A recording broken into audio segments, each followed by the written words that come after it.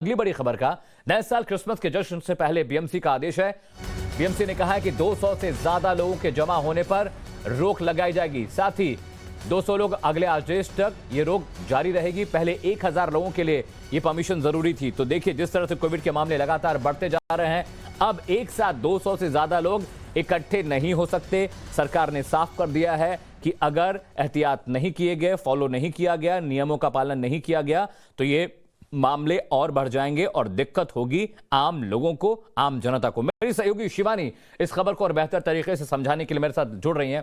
Shivani, BMC का आदेश जरूरी था, सही वक्त पर आया है, क्योंकि अब जो तीसरे लहर की जो सुगबुगाहट है, जो शंका है, वो अब कहीं कहीं साफ दिखने भी लगी है।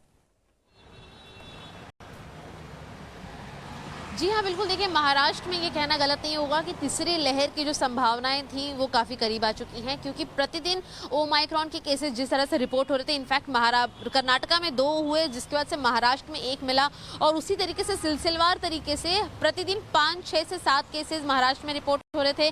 कल ये आंकड़ा 2 स्तर पर पहुंच गया, यानी कि 11 केसेस मिले, 65 लोग को ओमाइक्रॉन से पॉजिटिव है।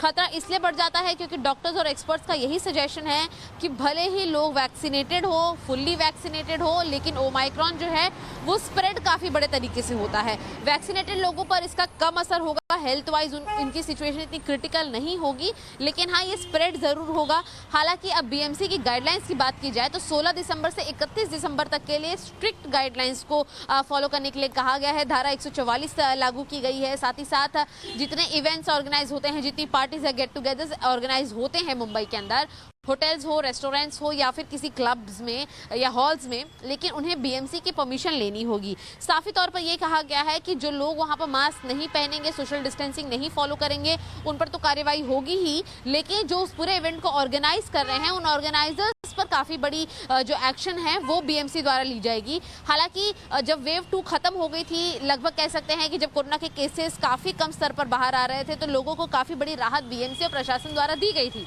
लेकिन जैसे ही ओमाइक्रॉन के केसेस बढ़ने लगे हैं और गेट टुगेदर खास तौर पर हमने देखा है कि 31 और क्रिसमस के टाइम पे मार्केट्स में भी काफ़ी बड़ी स्तर पर भीड़ होती है। फिर 31 की जो नाइट होती है और क्रिसमस की जो शाम होती है, उसमें बहुत ज़्यादा स्तर पर पार्टी होती है, यानी कि भीड़ इकट्ठा होगी, जिसको टालने के निर्देश बीएमसी ने साफ तौर पर किए हैं। बहुत ही लिमिटेड एंट्रीज है, ना सिर्फ पार्टीज और शादियों में बल्कि अन्य इवेंट्स में भी, और बीएमसी की परमिशन लेनी ही होगी एडवांस में आपको। जैसे कि बीएमसी ने साफ तौर पर कहा है कि अगर आप कोई क्लब या हॉल बुक करते हैं तो आपको बीएमसी से परमिशन लेनी होगी कि आप कितने गेस्ट्स को बुला रहे हैं, गेस्ट के आरटीपीसीआर रिपोर्ट्स होने चाहिए। अगर आरटीपीसीआर नहीं है तो उनका फुल्ली वैक्सीनेटेड होना जरूरी है।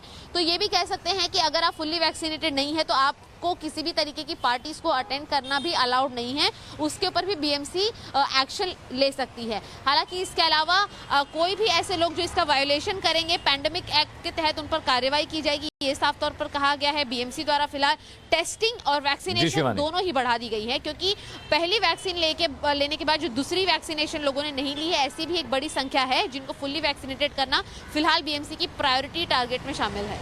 शिवानी, ये बात भी सामने आ रही है, डब्ल्यूएचओ ने साफ कहा है कि वैक्सीनेशन ही इलाज है। तो वैक्सीनेशन को लेकर मुंबई में अभी शिकायतें आ रही हैं, बहुत सारे लोगों को अभी भी वैक्सीन नहीं लग पा रही है। डबल डोज तो अभी थोड़ा सा वक्त लगेगा, लेकिन जो फर्स्ट टाइमर्स हैं, क्या पूरी तरह वैक्सीनेटेड है महाराष्ट्र में?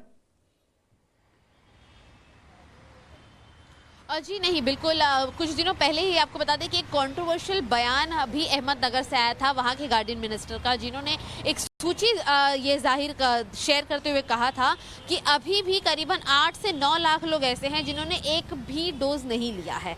तो महाराष्ट्र की ये मात्र अहमदनगर की कहानी है, बल्कि पूरे महाराष्ट्र में ऐसा एक बहुत बड़ा तबका अभी भी है जो कि उस कैटेगरी में फिट होता है कि उन्हें वैक्सीन लेनी चाहिए, लेकिन उन्होंने एक भी वैक्सीन नहीं ली है।